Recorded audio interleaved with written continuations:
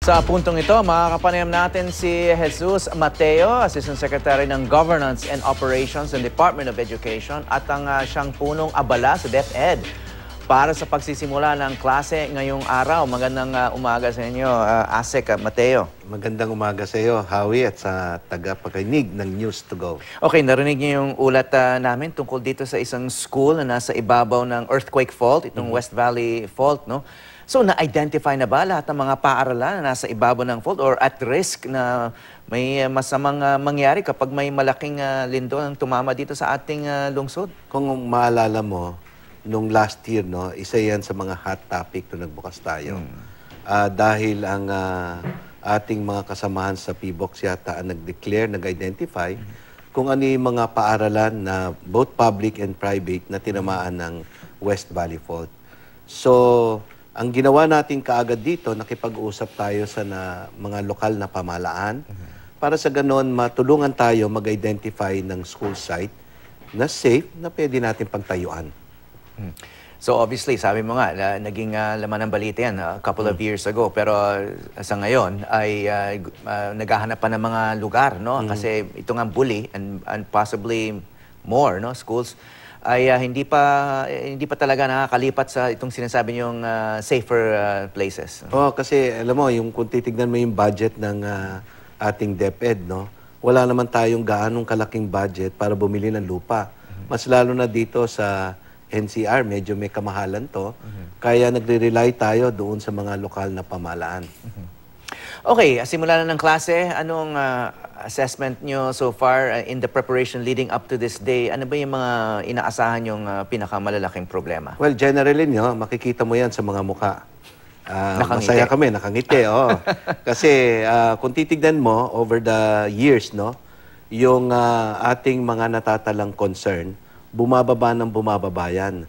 Ang pinakamarami pa rin na mga concern natin ay tungkol doon sa mga magulang na inililipat yung kanilang mga anak, no, mula pribadong paaralan papunta ng publikong paaralan. Yan pa rin. Maliban dyan, syempre, dahil historic event to, first time na magbubukas tayo ng grade 11, isa yan sa tinututukan natin. Kagaya ng sabi kanina, dalawa yung hotline natin, isa para do sa general concerns, isa naman para sa senior high school. Sa katunayan nga, nakipag-cooperate tayo sa isang IBEX call center, no? Isang pribadong call center na tinulungan tayo mag-set up ng call center para tugunan yung mga concerns nila tungkol doon sa senior high school.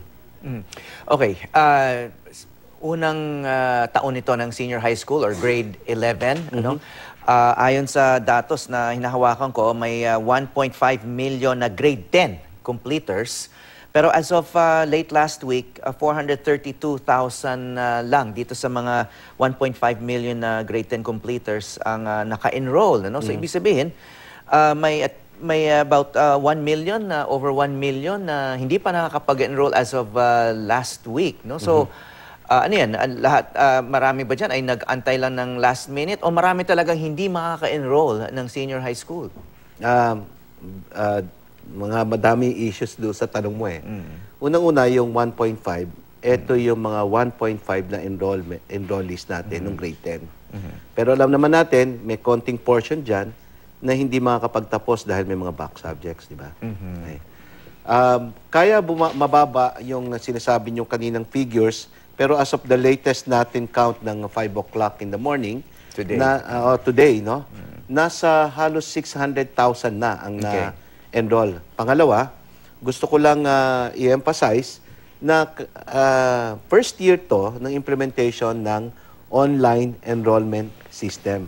Kumbaga, para tong automated election eh.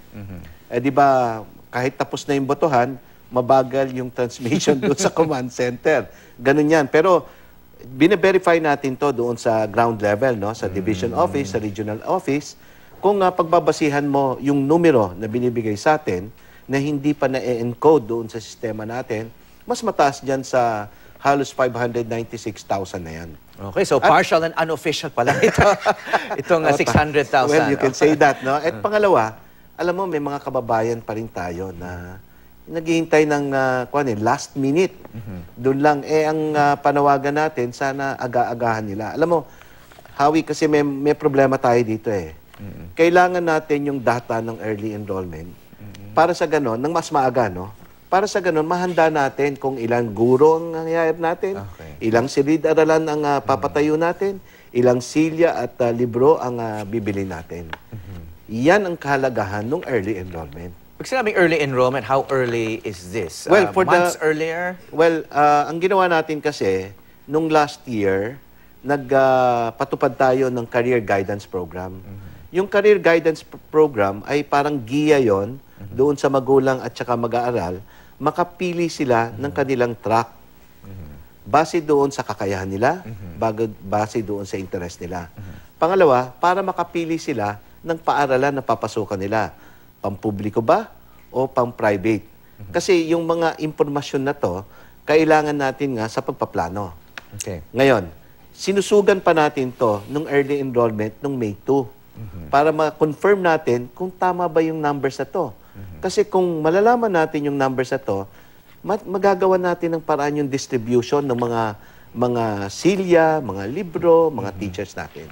Okay. And so, ano ba yung datos dun sa early enrollment? Marami bang talaga nag-early enrollment? Well, sa mga ibang lugar, no, katulad dito sa Metro Manila, nakakapagtaka nga, mas madami ngayon na bata na pumupunta sa private school at konti doon sa public school. Pero ang provision natin doon sa public school ay mas mataas nung una.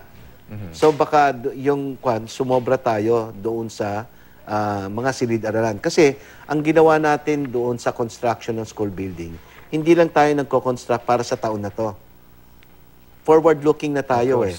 Kasi nga, na-solve na natin yung pangangailangan nung K-10 at saka yung bunga na rin ng increment sa increase ng enrollment. Okay, itong higher figure nyo so far as of 5 a.m., no, halos 600,000 na yung naka-enroll for grade 11. But still, out of the 1.5 million na grade 10 completers, that would still leave a balance of about 900,000.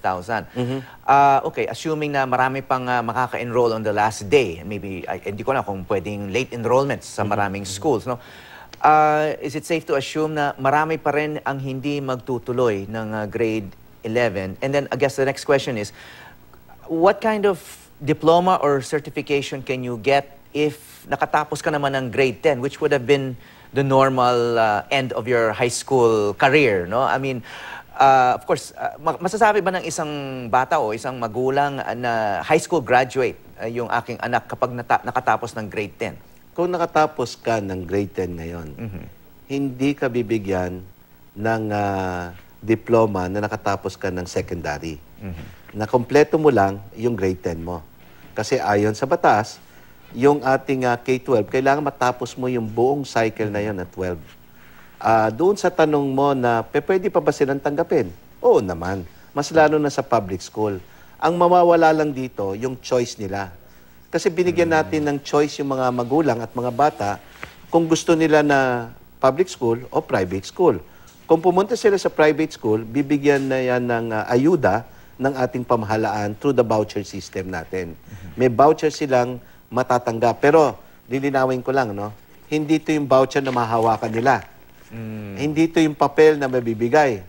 Ang mangyayari nito, dahil meron silang tinatawag na learner's reference number, ito yung isusumite sa atin ng mga private schools at mga non-DepEd schools. Kaya sinabi ko non-DepEd kasi pinahintulutan natin yung mga local and state universities and colleges, mga private universities and colleges, kasama na rin dito yung technical vocational institutes na mag-offer ng senior high school. Okay. So isusumite nila yung mga learner's reference number na may pangalan yon doon sa DepEd at DepEd ngayon ang magbabayad doon sa mga paaralan na to. Okay, so the vouchers are a form of financial assistance. Tama yun. Kasi isang malaking factor dito sa senior high school, yung pagdagdag nga ng dalawang additional grades, yung cost of education, ano? Kaya yan daw ang sinasabing isang dahilan kung bakit parang maraming hindi na magtutuloy nitong grade 11 and possibly grade 12, no? But you're saying DepEd naisip na yan at kaya nagkaroon ng voucher system. But still, marami pa rin mga estudyante or grade 10 completers in so far hindi pa nakaka-enroll. Oh, Is it pero- something you're worried about? Hindi naman. Hindi naman gaano na pinagkakabala natin yan. Pero handa tayo sa mga eventualities na pagplanuhan natin yan. Pangalawa, lilinawin ko lang, no? Itong K-12, hindi naman pang DepEd lang yan. Programa to ng iba't ibang ahensya ng pamahalaan. Bakit ko nasabi yan? Halimbawa, yung mga assistance na binibigay natin, ano? Alam mo ba, pati yung 4Ps, kasama dito. Kasi, in-increase yung age group ng CCT beneficiary, naging 18 years old na to account na for the K-12. Pangalawa, sabi ng iba, no, na merong mga madi-displaced na faculty doon sa mga colleges, no? Totoo yan, mas lalo pag hindi nag-offer ng senior high school. Pero kung sakasakaling na hindi mag-offer, na kailangan na ma-display sila, nagbukas tayo ng madaming teacher items para nga ma-hire natin Sa sila. secondary. Doon sa senior high school natin. At hindi lang yon. Dati kasi, ang kinikreate nating items ay Teacher 1. Yung Teacher 1 yan yung entry level na ang salary nila nasa 19,000. Pero nag-create tayo ng hindi lang Teacher 1. May Teacher 1, 2, 3, Master Teacher 1 and 2. Na nagkakahalaga na salary, siguro mga 42 to 46,000 yan, yung salary na yon. Ngayon, pangalawa, ayon sa batas rin, pwede nating tanggapin yung mga faculty nito kahit walang lisensya. Kasi sa Magna Carta, sinasabi doon na kailangan meron kang lisensya para magturo sa pampublikong paaralan. Pero humingi tayo ng exemption dito through that batas, sa batas na yon, na binibigyan sila ng 5 taon ng, para makakuha ng lisensya kung gusto nila maging permanent. Okay, well, as in all transitions, masakit, no? may pain, but as they say, no pain, no gain. Tama And, yun. Malaki Tama yung yun. sinasabi yung gain. Okay, maraming salamat po, Assistant Secretary Jesus Mateo ng Department of Education. Maraming salamat.